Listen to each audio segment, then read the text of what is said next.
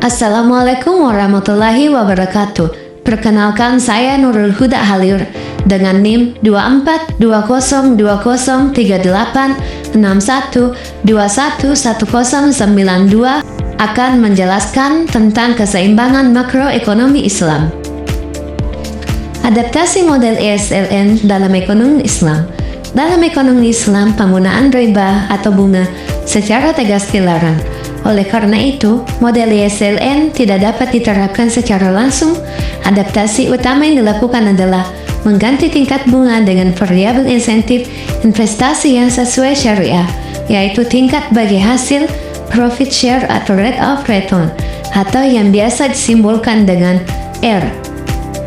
1. Kurva IS pasar barang dalam Islam. Kurva IS konvensional menunjukkan keseimbangan di pasar barang. Dalam Islam, fungsi investasi tidak lagi dipengaruhi secara negatif oleh tingkat bunga, tetapi dipengaruhi oleh tingkat bagi hasil atau ekspektasi keuntungan dari proyek investasi seperti dalam skema mudharabah atau musyarakah. Hubungan semakin tinggi ekspektasi bagi hasil, semakin tinggi dorongan untuk berinvestasi dan sebaliknya. Tambahan faktor, keseimbangan pasar barang dalam Islam juga sangat dipengaruhi oleh prinsip moral dan etik. 2. Kurva LM atau pasar uang dalam Islam. Kurva LM konvensional menunjukkan keseimbangan di pasar uang atau permintaan uang sama dengan penawaran uang. Permintaan uang konvensional dipengaruhi oleh tingkat bunga. Dalam Islam, tingkat bunga diganti dengan tingkat bagi hasil atau biaya alternatif non-bunga lain. Permintaan uang, motif spekulasi spekulatif demand for money yang sangat bergantung pada bunga dihilangkan atau diminimalisir. Peran zakat, institusi zakat berfungsi sebagai pengendali permintaan uang spekulatif.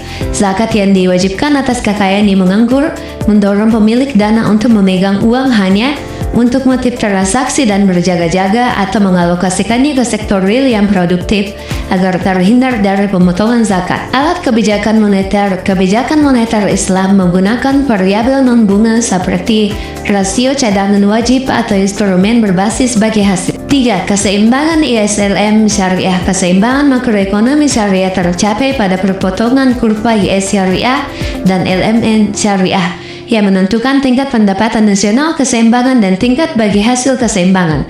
Implikasi, karena insentif investasi dan alokasi uang terikat pada aktivitas produktif di sektor real, model ini cenderung menghasilkan perekonomian yang lebih stabil, adil, dan terhindar dari ketidakpastian serta praktik spekulatif. Model makroekonomi Islam alternatif. Selain adaptasi ISLM, para ekonom Islam juga mengembangkan model alternatif yang lebih komprehensif. Salah satunya adalah model equilibrium umum ekonomi Islam. General equilibrium model atau model yang sangat menekankan pada keseimbangan permintaan dan penawaran. Model permintaan penawaran agregat. Model ini menekankan pada penawaran agregat yang terbentuk dari sektor real yang halal dan permintaan agregat yang mencerminkan kebutuhan masyarakat untuk hidup secara layak. Permintaan dipengaruhi oleh konsumsi yang sesuai syariah, tidak berlebihan atau boros, investasi berbagi hasil, dan pengeluaran pemerintah yang adil. Penawaran agregat dipengaruhi oleh faktor produksi yang digunakan untuk menghasilkan barang dan jasa yang halal dan bermanfaat. Keseimbangan dicapai pada titik di mana AD sama dengan AS dan perhatian utama pada keadilan dalam distribusi kekayaan dan pemenuhan kebutuhan dasar masyarakat yang merupakan tujuan utama dari ekonomi Islam. 2. Penekanan pada distribusi kekayaan.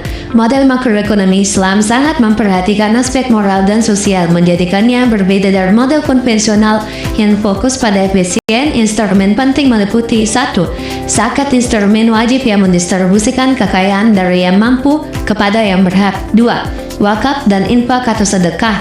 3. Larangan gharar atau ketidakpastian dan masyir atau perjudian, melindungi stabilitas pasar keuangan dan real. Secara keseluruhan, model keseimbangan makroekonomi Islam berupaya menggabungkan analisis ekonomi atau efisiensi dengan nilai-nilai syariah atau keadilan dan moralitas untuk mencapai kesejahteraan atau falah bagi semua.